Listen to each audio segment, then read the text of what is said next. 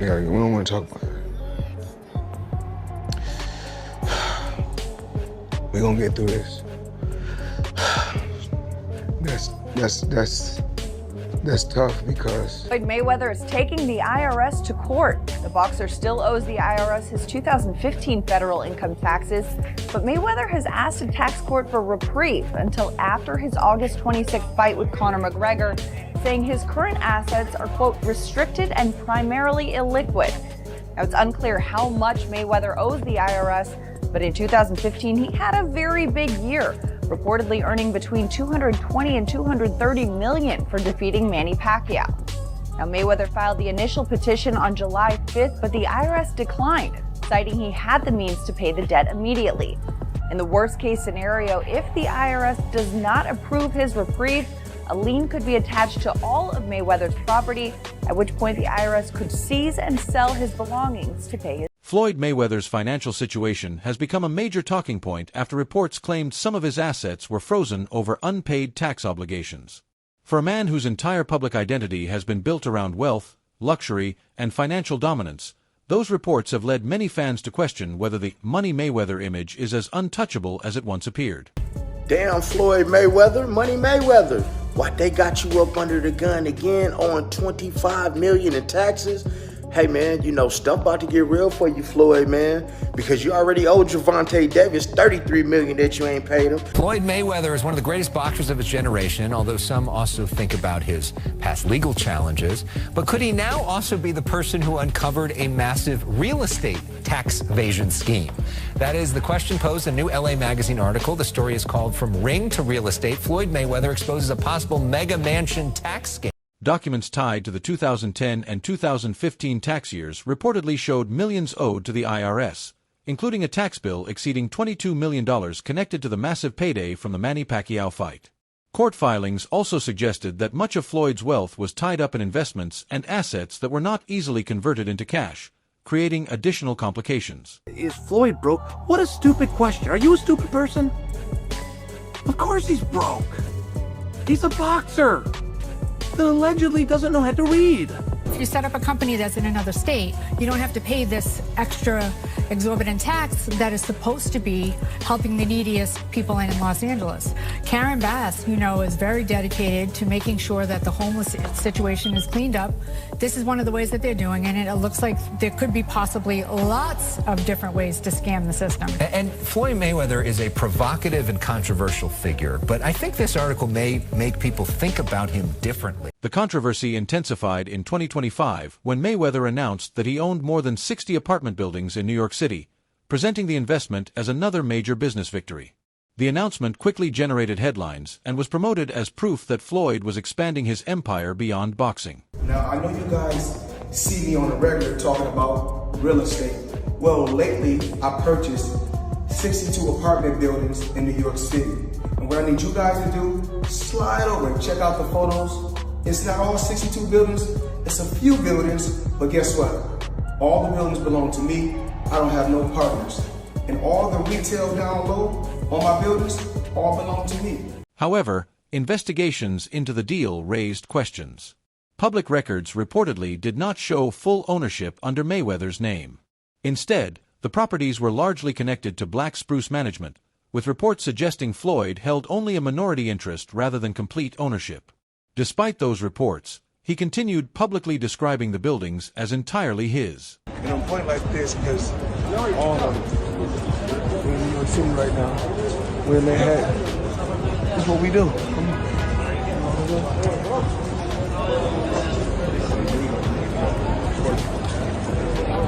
All this money made. No partners. All by myself. Over 1,000 apartments. I'm just getting started. Skepticism only grew because it wasn't the first time Floyd's real estate claims had been challenged. In the past, he spoke about owning multiple skyscrapers in New York City and even referenced specific properties. But when critics requested additional details, such as addresses and ownership documentation, the answers reportedly became less clear, fueling even more speculation. Always talk about different things that I'm doing. You know, what I'm working on right now in New York City. I know you guys, if you guys haven't seen one of my buildings, is One Summit, you know. Yes. You know, it's actually it's one of the tallest commercial buildings in the world. So just in New York alone, I got 9 skyscrapers. Yeah. What's the address of that building? Mayweather has consistently denied any wrongdoing. He has insisted that he is many things, but not dishonest, and has even pursued legal action against certain reports questioning his claims. Still, the ongoing disputes have kept the conversation alive and continued to generate debate among fans and critics alike. So this is my first time ever filing a lawsuit against a media company for speaking bad about my company. I'm not a liar. I'm a lot of things, but I'm not a liar. I work hard to build my name, to build my reputation, and I'm not gonna let anyone go out there and smear my name and talk bad about me, talk bad about my family, or talk bad about my company. Then comedian Aries Spears entered the discussion and took the conversation in a completely different direction. His comments were loud, controversial, and often chaotic, but beneath the jokes was a larger point about athletes, money, and how quickly fortunes can disappear. Spears referenced names like Floyd Mayweather and Mike Tyson while discussing how enormous wealth can sometimes vanish faster than people expect. Well, I mean, he's been retired. Right. You know, and he's still, flying to Monaco with a bad buying up half the store. Right. Always flying private. Yeah. Does he have his own plane? Yeah, he does. He does, right. So that's massively expensive. Even if you own it, the upkeep is huge. Right. Plus all the properties, all the property tax. Yeah, I mean, if you're not properly invested, I mean, 'cause there was he was saying that he bought this building in the Diamond District, but people are saying that's, the same jeweler said that's actually not true. Right. So there's been a lot of stuff. At first, some of the examples sounded exaggerated. But when you remember Tyson's own admissions about reckless spending and financial struggles, the comparison becomes more interesting. Tyson earned hundreds of millions during his career, yet eventually faced bankruptcy. When viewed through that lens, Floyd's IRS issues, constant exhibitions, and rumors about needing major paydays start to look less like isolated stories and more like pieces of a larger puzzle. Not proof of financial collapse, but signs that financial pressure may exist. I interviewed Tyson, he lost like $300 million. Burned through it.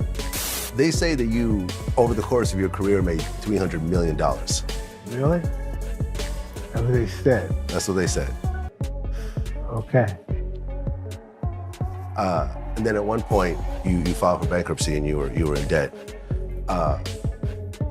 That's an amount of money that's just mind-blowing. $300 million, that's like multi-generational wealth to your great-great-grandkids. Spears also indirectly highlighted the contrast between Floyd and Manny Pacquiao. Tyson became the cautionary tale. Floyd remains the mystery, balancing business success with ongoing questions about his finances. Manny, meanwhile, is often viewed as the more disciplined and structured figure. Together, they represent 3 very different approaches to wealth. And through all the debates, one lesson remains obvious. Earning money is one challenge, but keeping it is an entirely different battle. Pacquiao's rotator cuff was f***ed up. Okay. Now, I know people might go excuse, but his rotator cuff was f***ed up. So I'm saying that to say, given that his rotator cuff won't be f***ed up this time, it's kind of even. They're the same age, damn near. And Pacquiao still, fights with fire. This could be a better fight than most people think. Just as the conversation began sounding more like a financial documentary than a boxing discussion, veteran trainer Abel Sanchez offered a completely different perspective. Sanchez dismissed much of the hype surrounding a potential Mayweather-Pacquiao rematch, arguing that relevance inside the ring matters more than nostalgia. His response was blunt. Why should fans care now when the ideal time for a rematch passed years ago? I think that's just like some of the.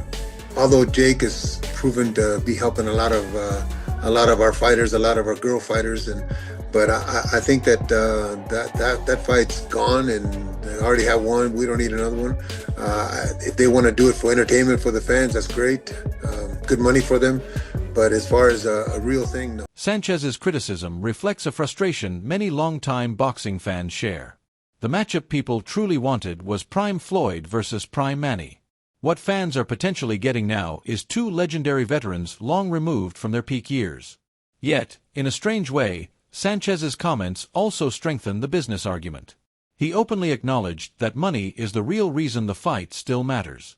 While younger fighters deserve more attention competitively, Few possess the global star power that Floyd and Manny still command. That creates a conflict between boxing logic and business reality. Sanchez also made another interesting point about adversity. He argued that fighters often grow after experiencing defeat.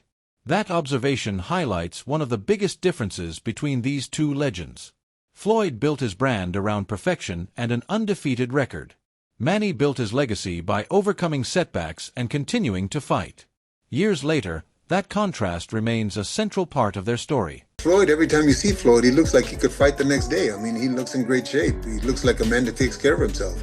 But really, what is the plus for that fight other than Money. Yeah, why are we putting the young guys in the spotlight? Why are we not, let's just say the young man that I worked the corner with the other day, Barboza, why can't they put him against a Haney or a Garcia or something? Give them the stage. These are guys. Then came the perspective of active fighter Keyshawn Davis. Unlike retired analysts, Davis is still competing at the highest level, which gives his opinion a different weight. He described the matchup as legendary but emphasized that this is not the same fight fans were discussing in 2015. From a fighter's standpoint, Floyd remains the benchmark because he won the first encounter. But Davis also acknowledged an unavoidable reality. Neither man possesses the same reflexes or physical tools they once had. Keyshawn, your thoughts on Mayweather and Pacquiao, September? It's a legendary fight, you know. I feel like it's going to be a different fight now that, you know, they're at two different ages. You know, they well out of retirement, well, past retirement, whatever you say. You know, so they both retired for a long time. And I think it's going to be a different fight, so the fans are definitely going to be in tune. Who you get advantage to, Keyshawn? Who you get advantage to, Floyd or Pacquiao? Floyd for sure. Because he already won the first time. He only as good as your last performance, you know what I'm saying? Last performance. Davis still gave Manny plenty of credit, especially for remaining competitive against younger opposition. That creates an interesting debate. Experience versus activity. Timing versus wear and tear. Sharpness versus resilience. He also pointed out that Floyd has remained active through exhibitions, a detail that has become surprisingly important in modern boxing discussions. What were once viewed as side attractions are now being used as evidence when comparing fighters. Davis eventually shifted the focus toward the future, mentioning younger names and reminding fans that boxing's next generation is already knocking at the door. Age, when they talk about reflexes and timing go as a fighter, yeah. You think his time and his reflexes will still be there? No, both of their reflexes and timing still ain't there. But I'm going to say this too, though. Pacquiao's last performance was crazy against a younger fighter, too. You know, but Floyd also been doing a lot of exhibitions, so they both been like kind of active, you know what I'm saying? But I gotta judge off their last fight. You know what I'm saying? Before Pacquiao fought Barrios, he ain't fighting a very long time. You know, but Floyd had probably like 2-3 exhibitions. Floyd even fought Logan Paul. He a young kid, so Floyd is the more active retirement fighter. Stays in shape. You know what I'm saying? Yeah. So it's like stays in shape. I got Floyd. When you step back and examine the entire picture, this story is about far more than a rematch. It involves Floyd's ongoing financial headlines, whether accurate or exaggerated, and how they impact the image he spent years building. It includes Mike Tyson's journey as a reminder of how quickly fortunes can disappear. It includes Manny Pacquiao's reputation as the calmer and more structured counterbalance. Then there are voices like Abel Sanchez dismissing the fight from a competitive standpoint and fighters like Keyshawn Davis acknowledging that legacy still matters, even when age becomes a factor. Ultimately, the real battle isn't just Mayweather versus Pacquiao. It's past versus present. Business versus competition. Nostalgia versus reality. Deep down, most fans understand this is not the fight they once dreamed about. Yet it remains a fight the world will pay attention to. That's the power of legendary names, unfinished debates, and a sport that never truly lets go of its icons. I got Floyd. Chat, who y'all got, chat? Tell me who y'all got. Floyd and Pacquiao. Facts. I got Floyd. Yeah, for sure. But like, y'all got like, I just gotta be real with myself. Like, I'm really in the sport of boxing, so I really know what people want and don't want. Right. So some things I just don't entertain. Right. You understand what I'm saying? I would love to fight Pitbull Cruz. Mexican versus black, it always sells, period, in boxing, the sport of boxing. So I would love to fight Pitbull Cruz, but, you know, it takes two to tango. Drop your take in the comments. Let's really talk about it. And hey, don't forget to like, share, and subscribe to Boxing Headquarters. See you in the next one.